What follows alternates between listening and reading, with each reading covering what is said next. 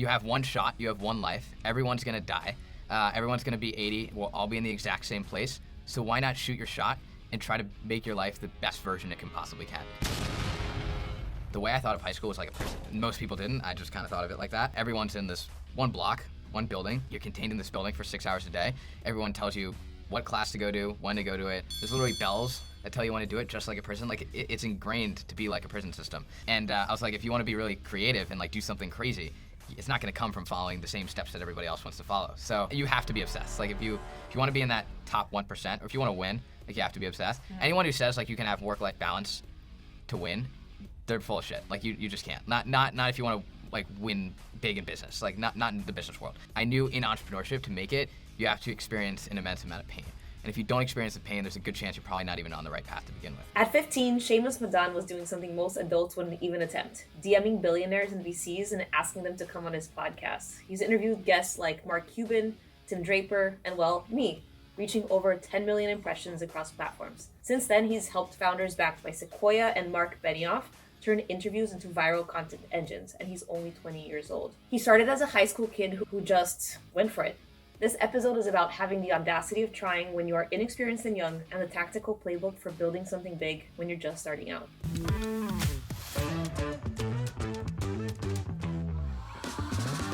Welcome to Unplannable, the podcast for people whose lives did not go according to plan, or they were not supposed to succeed, and they're killing it anyway. Join me for the behind the scenes of how people got amazing jobs and careers, even though they didn't go to the perfect school, they didn't choose the perfect major, they didn't have the perfect job after college, and honestly, they kind of didn't know what they were doing, but they figured it out as they went. I'm your host, Gina Godhill, and I was voted most likely to drop out of college. And I did. I also got fired and laid off before I was hired to be the head of growth and marketing at Duolingo, built my own venture capital firm since, met a president at the White House, worked on a presidential campaign, and I'm now building my own venture-backed startup.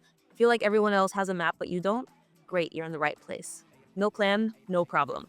Welcome to Unplannable.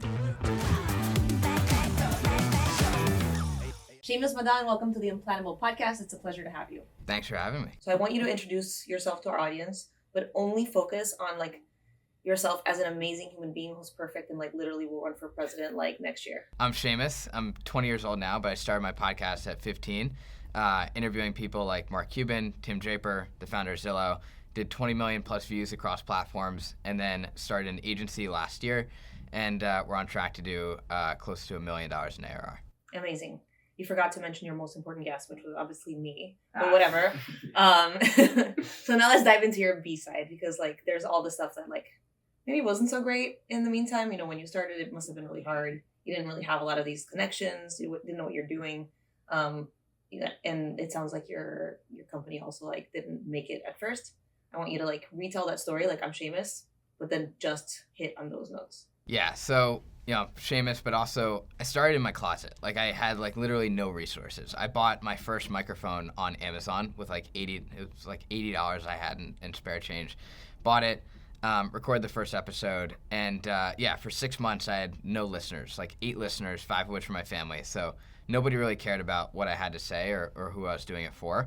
And for many years, like that's kind of what the show looked like. For about 2 years, like the show was nobody. I was a nobody, made fun of a lot, until we were able to figure out a new angle in which it kind of exploded. And then similar thing with the agency. When we first started the agency in January of 2024, we originally were doing PR, and I knew absolutely nothing about PR. I was actually pretty shit at PR, pretty bad at PR, and we almost went bankrupt. Like I had $13.90 left in my checkings account.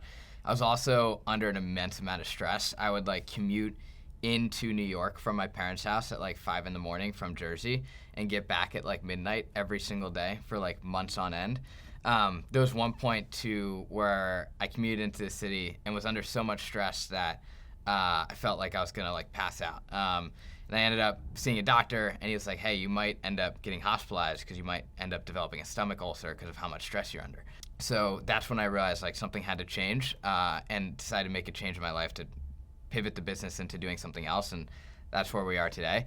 But I think if you want to make it big, you have to experience an immense amount of struggle and stress. Otherwise, you just can't make it to that top 1%. What led you to start this at the age of 15? And like, what was it like when you were like coming up with podcast ideas and like recording them and nobody was listening to them? Yeah, so I always knew I wanted to do something in business. My dad, was fired from his corporate job and then eventually started his own company, and I saw him build that up from scratch as a kid. And I knew I probably wanted to do something similar. And then my uncle, who also really inspired me, he worked more corporate. He was in finance, but he lived in New York. He had still does have a very great life in the city. And I was like, I also really want to make it in the city. And to do that, I know I have to like work my ass off. And he would work like nonstop. Like there would be times where like sometimes we'd only see him when we would visit him for like 10, 15 minutes because of how busy he was. So I knew like I wanted to have like that type of work ethic and hustle. You have to be obsessed. Like if you want to be in that top 1%, or if you want to win, like you have to be obsessed. Mm-hmm. Anyone who says like you can have work-life balance to win, they're full of shit. Like you just can't. Not if you want to like win big in business. Like not in the business world. So early on we started the podcast, like nobody really listened. We were originally doing business news. So I would like sit in my closet, take like news articles from like CNBC, Wall Street Journal, and like synthesize them into like 3-minute business news podcasts. This was like basically like what TikTok could have been, but I was like too stupid to go on TikTok, so I didn't do TikTok. So I did the podcast stuff, and I guess nobody really paid attention to it. Even my family was like, yeah, cool side project you got going on. Like nobody really took it seriously until like the past honestly like 2 months when the business started growing. But I honestly didn't care. Like I was just on a mission to like have a big impact on the world and change 1 million people's lives while also like honestly making like a ton of money. Like I just want to become really rich. And then I was like, okay, instead of business news, why don't we actually interview people like yourself who are actually changing the world and making a big impact, and take it from the perspective of somebody who's young. So I figured that was the easiest way to get my foot in the door, was being 15, being young, just send people a cold email. So I sent Mark Cuban a cold email, you a cold email, a whole bunch of other cool people a cold email, and a lot of people ended up responding to that. Mark originally said no the first time, but we eventually got him on. And yeah, that's kind of how we grew the show, and I knew I wanted to start doing something more than just doing a podcast, so that's when I decided to launch the agency last year. And yeah, I guess the rest is history. Yeah, really good. I have a lot of follow-up questions. Number one, you keep saying we. Who's we? Yeah, so honestly, it started out as just me. It's just me in my closet recording. Now we have like a couple of people on our team. We got like an editor in Pakistan and whatnot, and then we just hired our first full-time employee this week. But originally it was just me, and I think there's a lot of people in the audience that think you might need a team, or you need a co-founder, or you need somebody else to kind of build something with. And I think that's honestly a load of bullshit. Like you can scale anything you want with just yourself. And as long as you have enough motivation and drive and put in the time and effort to do it, you can build anything you want with just you. Well, let's take you back to the closet and you're 15. Why did you have the audacity to be like, I know I'm 15 and nobody knows me and I don't really know that much, but I'm going to be recording stuff about like business. Like what business did you have in you in doing that? Why not? Like I was and still am, like I had no assessment for risk. I was like, you have one shot, you have one life, everyone's going to die. Everyone's going to be 80. We'll all be in the exact same place. So why not shoot your shot and try to make your life the best version it can possibly can? So when I was 15, I was just like, hey, I could do the same route as everybody else, go to school, get a degree, get a job, then maybe start a business and do that typical linear path. Or you could just skip all those steps straight to building wealth. So I was like, why don't I just try to skip every single step in the book and make my own playbook? So I think that's kind of what drove me to start really early on. And I honestly just had a lot of energy and from early on too, watching my dad and also like watching people like Gary Vee and stuff build really big businesses. And I knew like I could probably do something similar, so why not try? Okay, but people weren't listening to your podcast. Like you uploaded it on like Spotify? Yeah. And then nobody was listening. And so was there any moment that you thought like, maybe this is not going to work, I should give up? No, I don't ever give up. Okay, but did you feel discouraged? No. Okay. I think a part of why I didn't feel discouraged is I knew in entrepreneurship to make it, you have to experience an immense amount of pain. And if you don't experience the pain, there's a good chance you're probably not even on the right path to begin with. So for me, it actually made more sense that I was experiencing a lot of hurdle early on. And also, I knew that if I just started the podcast and it exploded immediately, that's a cool story, but nothing too crazy. Like, hey, I started a podcast, it exploded, boom. story. You almost wanted it to fail? Yeah, so I actually, in some way, I wanted to experience a lot of pain just so when I'm on a podcast like this, one day I can go back and tell the story of how difficult it was and that I was still able to make it. Like for about 3-4 years, I made no money. Like I was like living off my savings. At your parents' house? Yeah, still at my parents' house. So like, Helps. you know, had help. I had rent and food that was paid for. But for the last year, like I was living off my savings, and you know that's how we almost went bankrupt. But yeah, you have to like just go for it. You know, living in your parents' house is a huge hack, and I'm not making fun of you because like I had to go back to I was still a minor, so I couldn't leave my parents' No, house. that's legit. But I actually went back to my parents' house at the age of 25, and I have no shame. Like things weren't working out for me, and then Tumblr couldn't figure out how to pay me because they had to pay me back in Brazil and they were in the US. So I didn't make any money for 6 months. And I only got away with that because I had housing and food. So I'm very pro moving back in with your parents. Yeah, I mean, it makes a lot of sense, especially if you're really early in your career and you're just looking to save money and use that as like a leverage point to help grow your career. For a year or 2 years, like it makes a lot of sense to move back in and just save that, reassess, and use that as a home base. If it's a privilege you can do, definitely do it. Yes, if you have nice parents and who can afford you. Yes. Yeah, I know it's a privilege. So, but the thing is, you are still in school, right? You're in high school. So first, let's talk about the problem of like actually you have school and you have to like spend most of your time there and you have to actually pass, right? Yeah. Like, how was that like in terms of like school work and other things that you had to do? Yeah, it was actually a big problem. Like for me, I was pretty depressed in high school, and even a little bit during I took a gap year in between high school and college. I was also a little depressed during that period of time. That's when I met you. Yeah, and I think in high school, the way I thought of high school was like a prison. Most people didn't. I just kind of thought of it like that.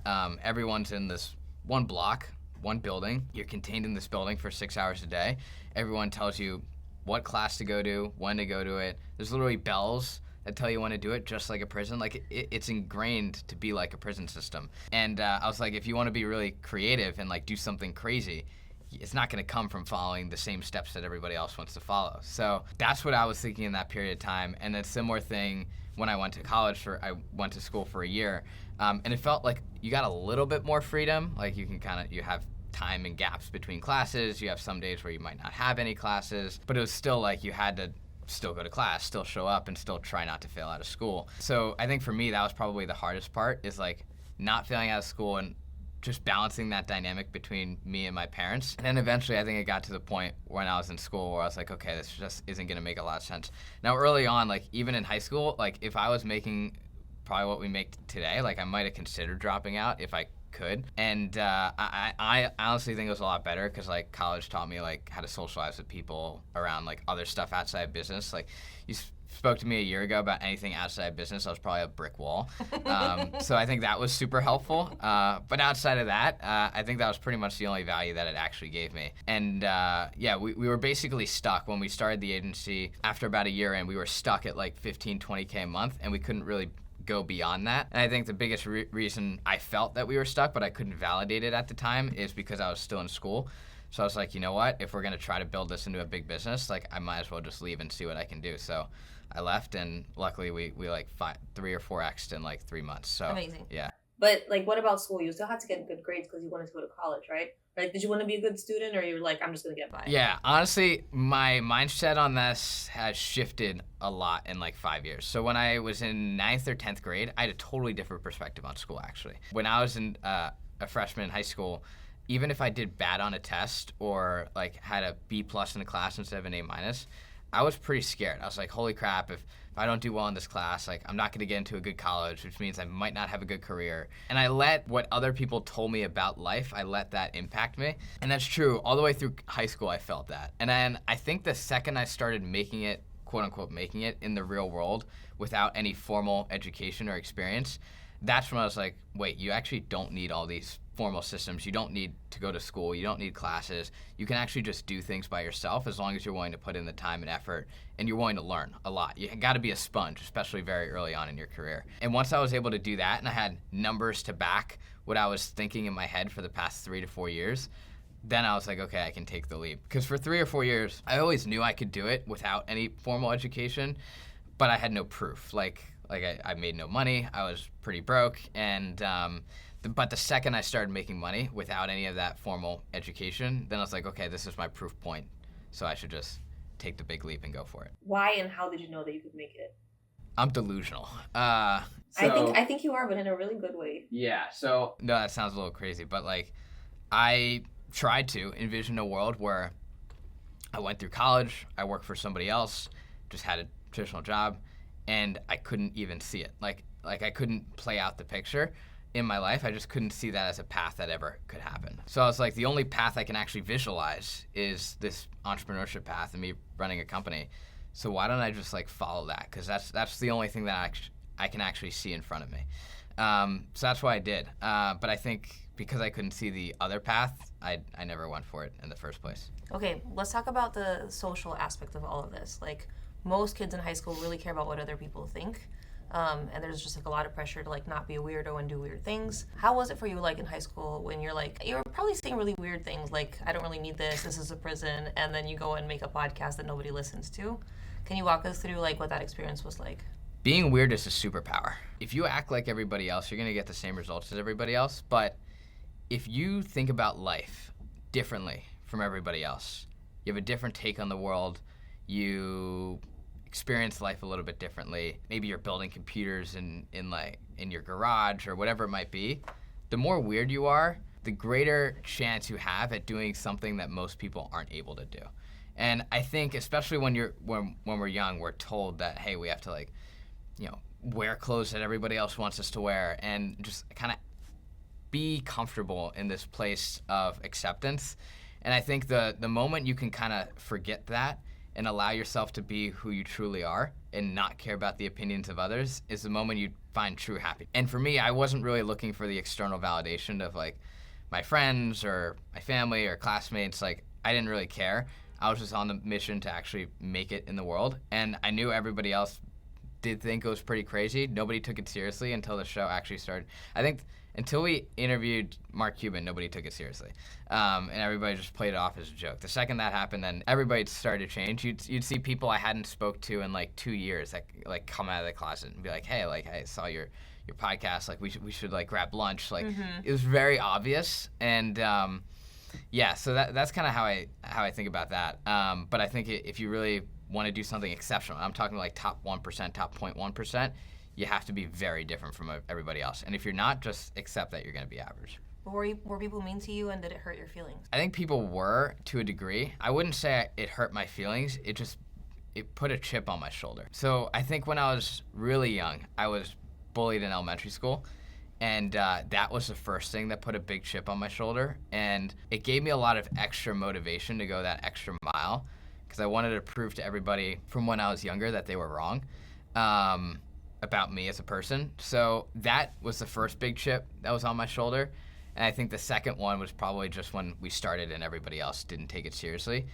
And that just gave me even more of a drive and energy to push forward and prove everybody wrong. I think if everybody from the beginning was, hey, like this is really great, like you're crushing it, like I'd be like, maybe I'd be a little less motivated, to be honest. But I think because everybody else was telling me, oh yeah, you can't do that, I was like, screw you, of course I can. And then I just went out and did it. So for me, it actually helped in a unique way that for maybe other people might not have. Everything you're saying resonates so much, and I think like my brother was the opposite of that. He was hot and cool and like successful in all of schools, and everybody wanted to like either date him or be him or whatever. And it didn't put a chip on his shoulder, and it actually like really took away motivation from him like later in life, which I think is so fascinating. But would you feel comfortable sharing what you were bullied for? Yeah, I was fat. I was really fat. So when I was young, I was pretty ugly, and people didn't want to be my friend because of it. I didn't really change until my grandfather passed away, and then that's when I realized like life is really, really short. And then I switched my life and turned my life around pretty fast. But yeah, when I was young, that's what I was bullied for. When did you lose weight and how? It was in about like 2020, 2021, I would say. Oh, so super recently. Yeah, about 3 years ago. So you were fat through middle school?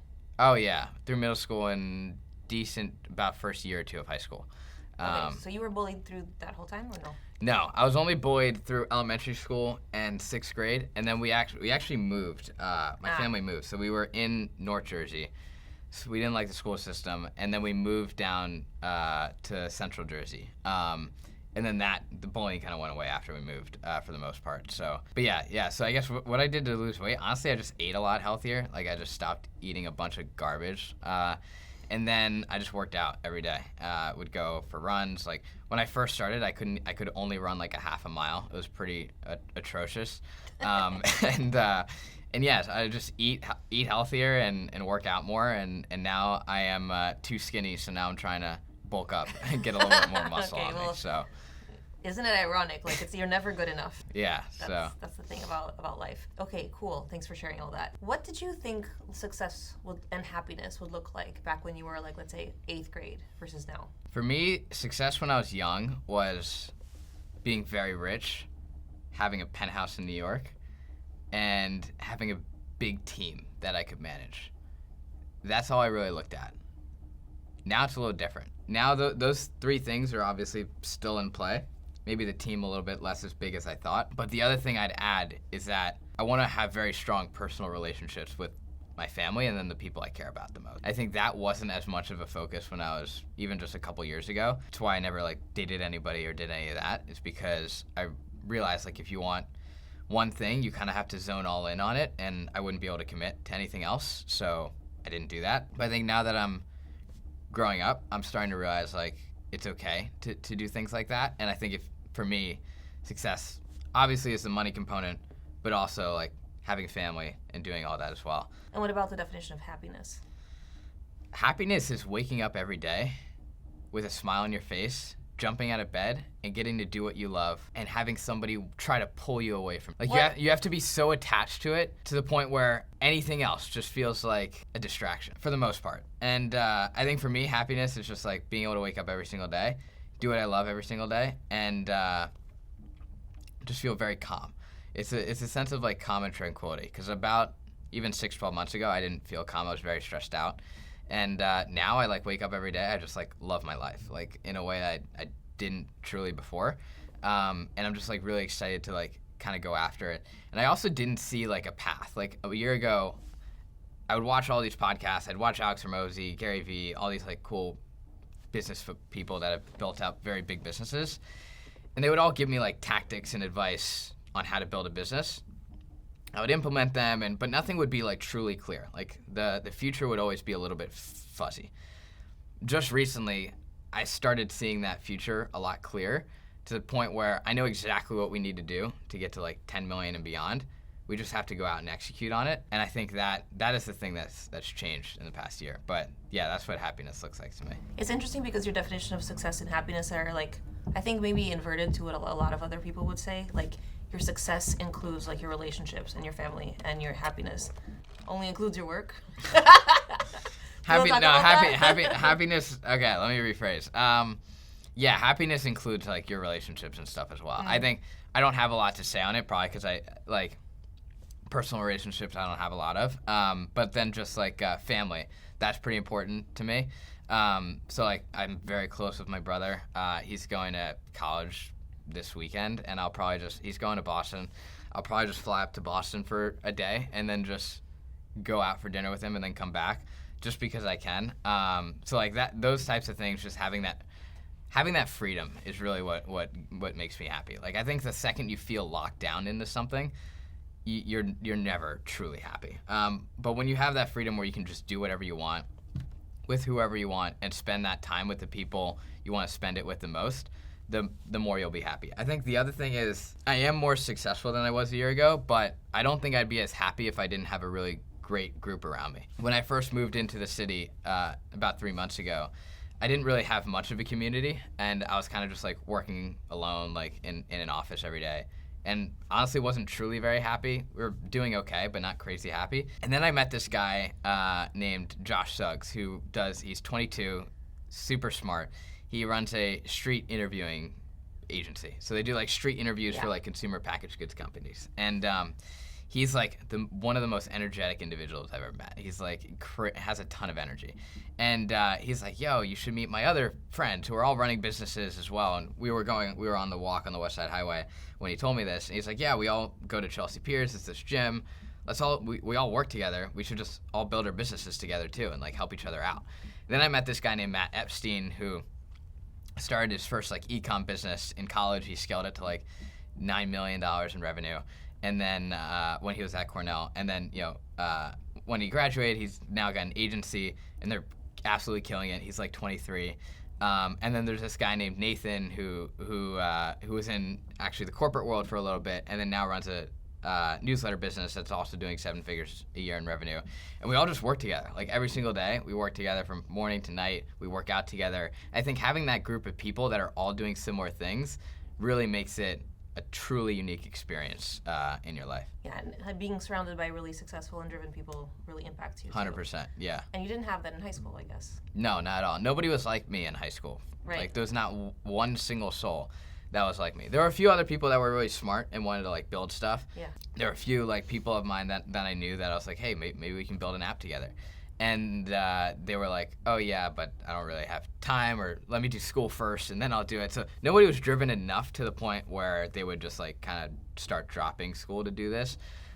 These guys are both, I think two of them are college dropouts. So we're all just like kind of building businesses together. And I think it's really important to have that group of like-minded individuals around you. Especially very early on in your career. I think everybody's ahead in their own unique way, and you bring those all together, it becomes a superpower. It's why like when Mr. Beast started his business very early on, he had like 4 or 5 of his friends, and every single day for like 10, 12 hours a day, all they did was YouTube. They hyper obsess over YouTube. And I think if you can build a community of like 4 or 5 people where you all hyper obsess over 1 or 2 things, and that's all you do for the most part, that's where you can build something truly special, and I think it 10x's your career in a way that no other college degree or anything else possibly could. Did you tell your brother not to go to college? No. And my brother, so as much as I don't like college, I just don't think it was for me, but I think it makes sense for a lot of people. Outside of how much they scam you out of money, it's very expensive. But my brother, like, he's very traditional. Like, he is the exact opposite of me. Very smart guy, but the exact opposite. Like, goes to class, gets straight A's, has his traditional like side projects and builds robots and engineering on the side, and like his whole thing is like go the traditional path, go to college, get a job, live life, like be stable. Like that's pretty much all he cares about. I'm not like that at all. I just want to be like the crazy other direction. I think the only situation in which I'd advise people to drop out of college is if you know you're not supposed to be there, you feel you're not supposed to be there every single day, and you actually have results to prove that you can make it in a different world. And I think you need all 3 to line up. But when I say don't go to college, it doesn't mean never stop learning. I think you should always still learning. Like I learn every single day. Yeah, how do you learn? Most of my week is spent on like just operational stuff, so I'm not learning a lot during the week. I always find like small tidbits and things to learn, but not a lot of time is spent on deep learning. On the weekend is where I spend a lot more time on deep learning. So every weekend, especially more during the summer, I walk a lot. So I probably walk like 10, 15 miles a day. And all I do is like listen to podcasts or read books or even have conversations with people that are a few years ahead of me career-wise and business-wise, and just get advice from them. And that's probably what I do for about like 2 to 3 hours a day on Saturday and Sunday.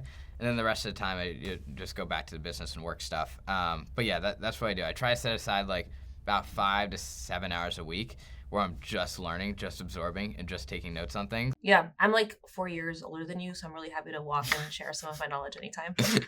So just let me know. What are your favorite podcasts right now? Mine? No, I'm just kidding. Are you kidding though?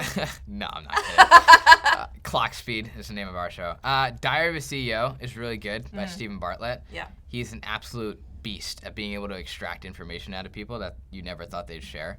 Very tactical, very, very good.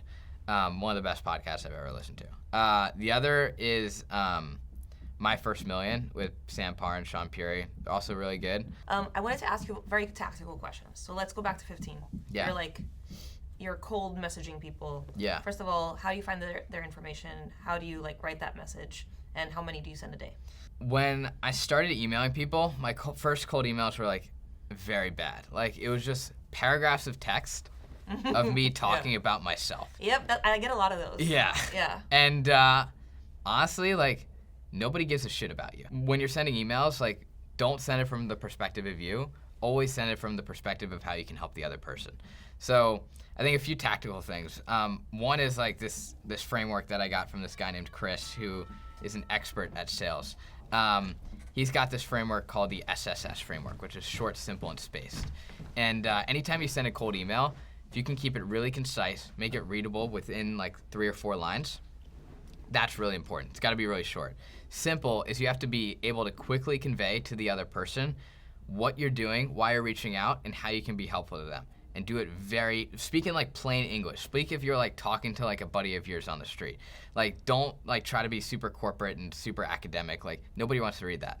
And then space is just like space it out a couple lines so it's not like just one blob of text. So I think the way I start every cold email is very, very simple. I say a bit about myself, and this is like one of your frameworks.